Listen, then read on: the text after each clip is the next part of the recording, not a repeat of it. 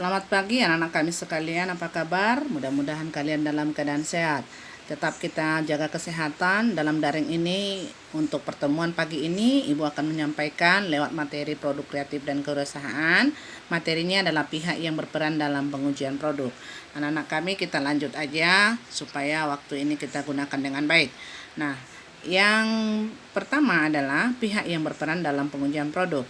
Bahwa pengujian produk terkait erat dengan aspek keamanan dalam kenyamanan konsumen dalam pemakaian produk. Artinya berarti kita harus uji produk seperti yang sudah Ibu terangkan pada pertemuan sebelumnya. Aspek keamanan produk tersendiri tidak hanya melibatkan kepentingan konsumen itu sendiri, tapi juga melibatkan pemerintah yang melindungi konsumen. Berarti harus ada hak atau izin izin dari pemerintah, itu maksudnya ya. Kemudian adapun pihak yang berperan dalam pengujian produk ini adalah pemerintah. Yang pertama nih kita buat ya. Peran pemerintah di sini yaitu dengan mengeluarkan undang-undang yang mewajibkan produsen menjelaskan kegunaan produk dan menjamin keamanan produk.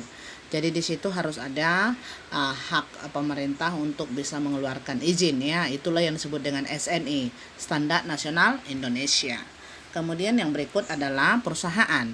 Peran perusahaan dalam pengujian produk yaitu menyediakan produk dan layanan sesuai dengan industri. Produsen dapat menerapkan beberapa standarisasi baik yang bersifat fakultatif ya dan juga standar wajib. Ya, itu juga bisa dilakukan oleh perusahaan itu sendiri ya. Kemudian yang berikut organisasi konsumen. Peran organisasi konsumen yaitu sebagai perwakilan kepentingan konsumen kepada produsen dan pemerintah. Ketika pemerintah dan produsen tidak menetapkan standar kualitas suatu produk, maka organisasi konsumen beranggapan bahwa kualitas merupakan hal terpenting bagi konsumen. Nah, itu juga organisasi konsumen ini ada ya. Kemudian yang berikut persyaratan pengujian produk. Nah, persyaratannya apa kira-kira? Pendekatan sistem itu yang pertama ya. Metode dan prosedur pengujian produk harus memiliki sistem yang standar sehingga setiap produk yang sejenis diuji dengan menggunakan cara yang sama ya. Kemudian yang berikut adalah persyaratan pengujian produk. Ada persyaratannya ya. Yang pertama pendekatan sistem.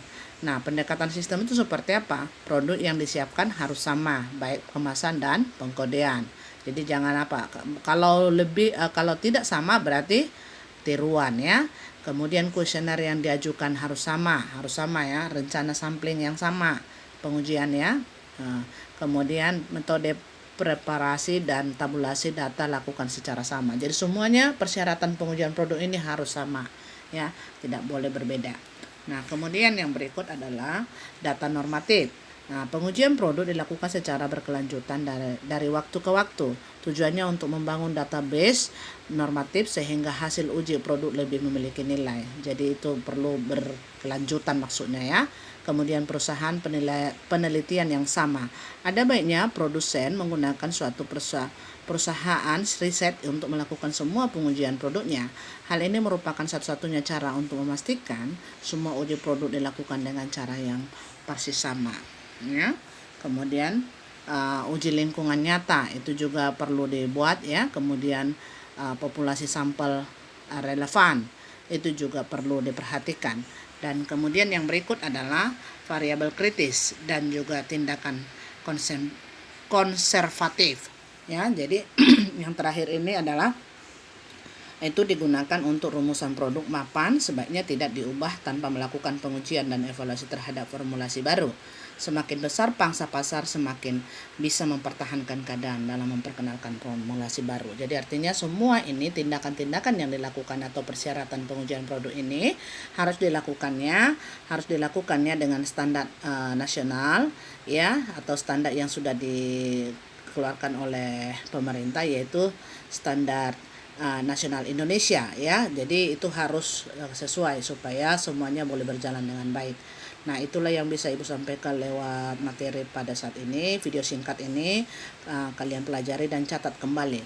Terima kasih untuk pertemuan kita hari ini. Sekian dan terima kasih.